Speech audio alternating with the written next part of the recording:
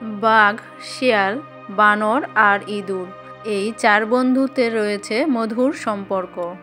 তারা সারাদিন একসঙ্গে বনের মধ্যে ঘুরে বেড়ায় আর শিকার ধরার চেষ্টা করে, যদিও সব দিন সমান শিকার মিলে না।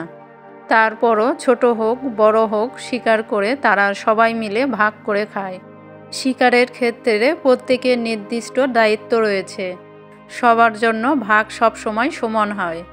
বাঘের দায়িত্ব শক্তি দিয়ে শিকারকে পরাস্ত করা, শেয়াল হলো পরামর্শদাতা। বানরের দায়িত্ব গাছের মগডালে বসে আশেপাশে শিকার থাকলে তা বন্ধুদের জানানো। আর ইঁদুর, তার দাঁতের বেজায় ধার, অনেক সময় শিকার করতে তার দাঁতের সাহায্য লাগে। সুতরাং চার বন্ধু মিলে শিকার করতে কোনো বেগ পেতে হয় না। কিন্তু একদিন সমস্যা হলো এক হরিণ শিকার করতে গিয়ে। যে সে হরিণ নয়, তার গায়ে এবং পায়ে ভয়ানক জোর, আর হরিণের মাথায় রয়েছে ইয়া বরং শিং। তাকে ধরতে গিয়ে বাঘ পর্যন্ত ব্যর্থ হইল। হরিণের পেছনে দৌড়াতে দৌড়াতে বাঘ খুব ক্লান্ত হয়ে গেল, তার দম আসে আর যায় এমন অবস্থা। বানর এমনিতেই নিরামিষ ভুজি, সে মাংস খায় না বললেই চলে। সুতরাং সে বাঘের পরাজয় দেখে সে আগেই গাছের মগডালে উঠে বসে রইল। শেয়াল হরিণের শিং দেখে আগেই ভয় পেয়ে গিয়েছিল। সে সেদিনের মতো হরিণের পিছু না নিয়ে বন্ধুদের নিয়ে আলোচনায় বসলো। এইভাবে হরিণকে পরাস্ত করা যাবে না। হরিণ যখন ঘুমিয়ে থাকবে তখন তাকে আক্রমণ করতে হবে। প্রথমে ইঁদুর হরিণের পায়ের রগ কেটে দেবে, তাহলে হরিণ আর দৌড়াতে পারবে না, শিং বেঁকিয়ে দৌড়েও আসবে না।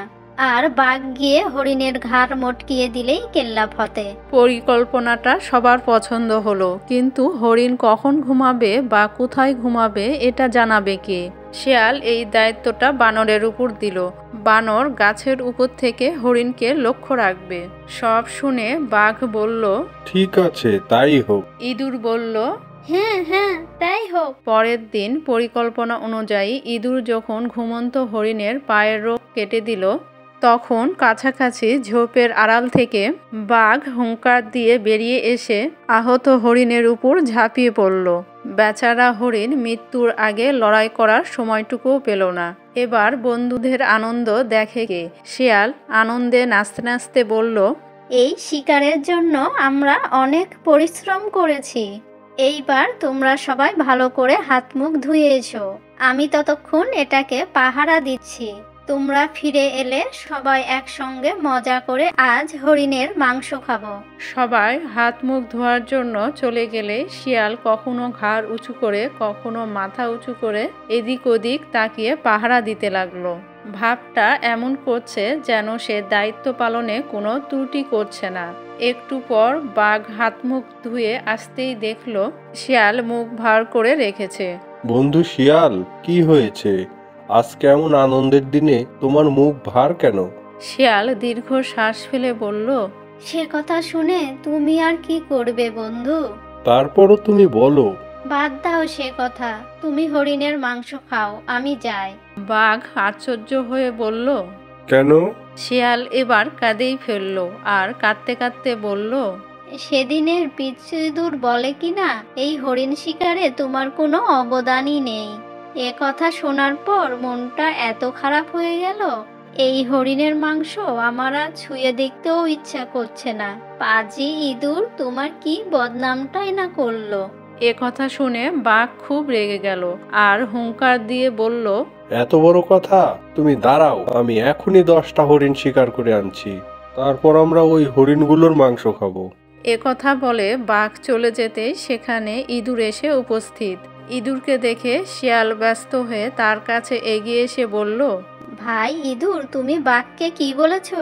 বাঘ অনেক রেগে আছে, আমি তাকে অনেক করে বুঝালাম, কিন্তু বাঘ কিছুতেই বুঝলো না।